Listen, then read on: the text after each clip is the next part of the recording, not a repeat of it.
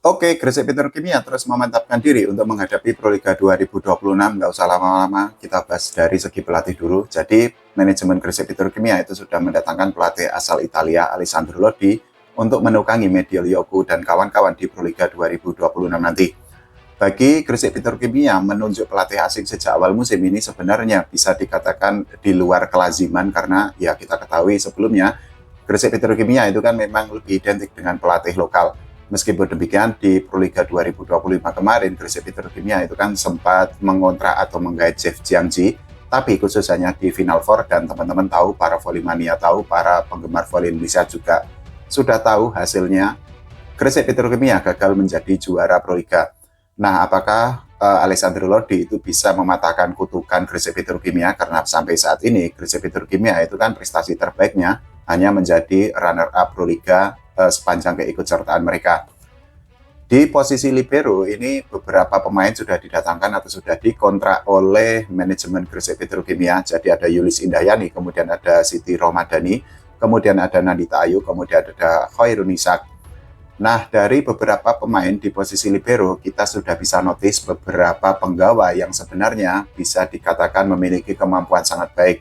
Yang pertama tentu saja Yulis Indahyani, ini merupakan salah satu libero terbaik di volley Indonesia. Dan yang tidak kalah penting itu adalah bergabungnya Nandita Ayu dari Jakarta Pertamina Induro ke Gresik Petrokimia. Bergabungnya Nandita Ayu ini memiliki arti yang sangat penting bagi Gresik Petrokimia karena apa? Selain dari skill dan juga dari segi pengalaman, Nandita Ayu ini juga memiliki mental juara yang sangat luar biasa. Karena apa? 4 tim terakhir yang menjadi juara Proliga dalam 4 musim beruntun itu selalu diperkuat oleh Nandita Ayu, dimulai dari Bandung BJB Tanda Mata, kemudian Jakarta BIN, dan juga di Jakarta Pertamina Induro. Nah, tentu saja mental juara yang dimiliki oleh Nandita Ayu itu nanti diharapkan bisa menular kepada Medio Lioku dan kawan-kawan, sehingga ya Gresik Petrokimia bisa menjadi juara. Apakah Nandita Ayu akan menjadi libero utama? Ya belum tentu, karena masih ada Yulis Indahyani yang di dalam beberapa musim terakhir selalu menjadi libero utama atau selalu menjadi pemain inti di Gresik Petrokimia.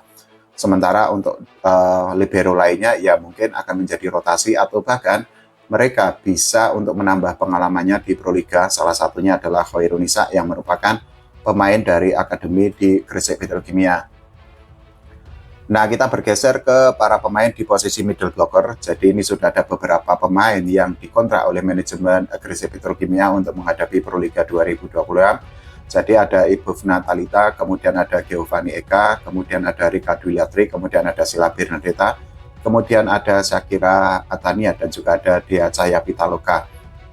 Beberapa pemain itu kan memang berasal dari akademi, salah satunya adalah Shakira Atania, tapi juga ada pemain baru yang didatangkan oleh manajemen Gresik Petrokimia khusus untuk menghadapi Proliga 2026, yaitu Giovanni Eka yang didatangkan dari Jogja Falcon, kemudian juga ada Sela Bernadetta yang dikontrak oleh Gresik Petrokimia dari Jakarta Popsivo Poluan.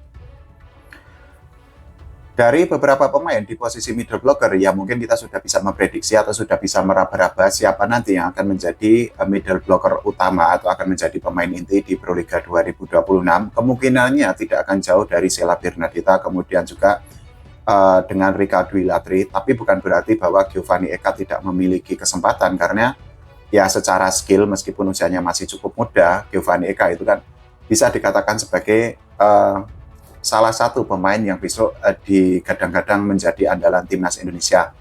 Belum lagi kalau kita bicara tentang Dea Cahaya Pitaloka, dirinya juga masih memiliki kesempatan untuk menjadi pemain inti di Gresik Petrokimia di Proliga 2026 nanti. Nah, kita bergeser ke outside hitter. Ini persaingan akan semakin seru karena melibatkan para pemain lokal dan juga pemain asing. Jadi manajemen Gresik Petrokimia itu sudah mendatangkan 2 pemain asing untuk mengarungi Proliga 2026 besok. Jadi yang pertama adalah Alexandra Bitsenko, yang kedua adalah Ani Micem.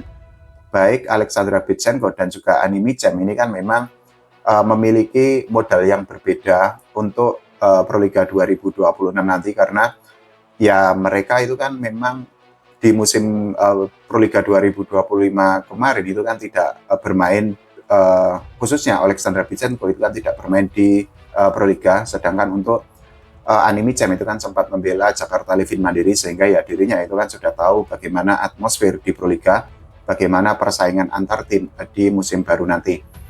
Tapi yang tidak kalah menariknya ini kan karena di posisi outsider itu kan ada beberapa pemain lokal yang memang selama ini menjadi tulang punggung bagi Gresik Petrokimia. Salah satunya adalah Mediel Yoku yang menjabat sebagai kapten, kemudian juga ada Putri Agustin, kemudian ada Farida Safa, dan juga ada Naftalia Kataru.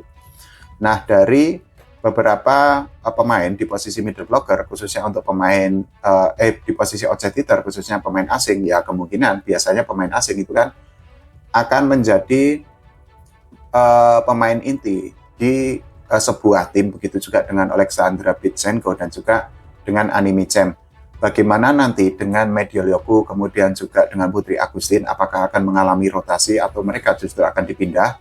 Misalnya Mediel Yoku menjadi opposite hitter atau OP, atau justru satu dari dua pemain asing yang dimiliki oleh Gresik Petrokimia itu akan digeser dari outside hitter menjadi opposite hitter. Nah, ini yang menarik ditunggu bagaimana nanti racikan dari Alessandro Lodi untuk Proliga 2026 nanti. Nah, kita bergeser ke posisi opposite hitter. Jadi opposite hitter ini memang seperti biasa jumlahnya itu kan memang tidak terlalu banyak jika dibandingkan dengan outside hitter ataupun dengan middle blocker. Per hari ini ada dua pemain di posisi opposite hitter yang dimiliki oleh Gresik Petrokimia. Yang pertama adalah Bella Sabrina, kemudian ada Nabila Purwita. Nah, yang seperti tadi saya bilang, apakah nanti jangan-jangan satu pemain di outside hitter itu akan digeser ke posisi opposite hitter oleh Alessandro Lodi atau tidak? Ya, kita tunggu nanti di Proliga 2026 yang oleh PBVSI akan dimulai di bulan ini, di bulan Januari. Kita bergeser ke posisi setter. Jadi sudah ada beberapa pemain di posisi setter yang dikontrak, baik perpanjangan kontrak ataupun didatangkan oleh manajemen Gresik Petrokimia. Jadi masih ada Ajeng Nur Cahaya, kemudian ada Nurmalisa, kemudian ada Arnita Putri, dan juga ada Adensa Laurel.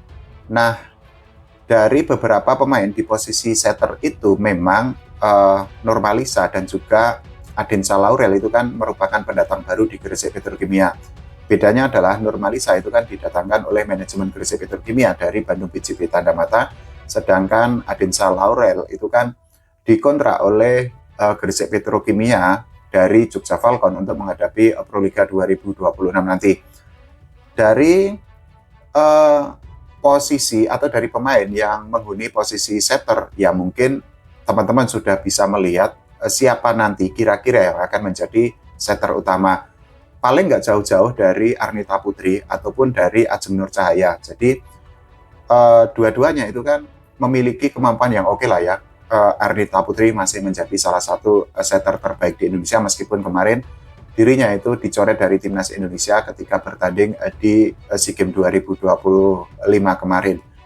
Begitu juga dengan Ajeng Nur Cahaya. Nah, dua-duanya ini kan bisa menjadi kombinasi yang oke. Nanti entah siapa yang nanti akan dimainkan oleh Alessandro Lodi, apakah Arnita Putri ataukah justru Ajeng Nur Cahaya.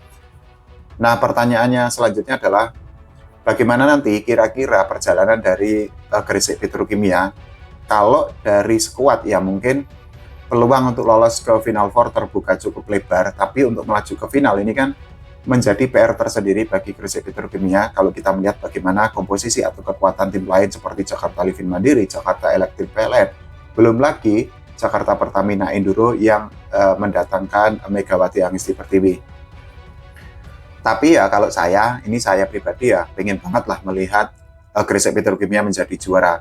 Kan rasanya nyesek, tim legendaris, tim pembinaan, melahirkan banyak pemain timnas Indonesia, tapi sepanjang keikutsertaannya di Proliga belum pernah menjadi juara.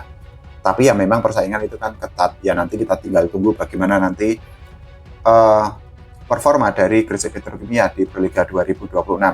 Kalau menurut teman-teman semua, prediksinya bagaimana? Apakah Gresik Petrokimia bisa ke final atau bahkan menjadi juara Proliga? Silahkan tulis di kolom komentar.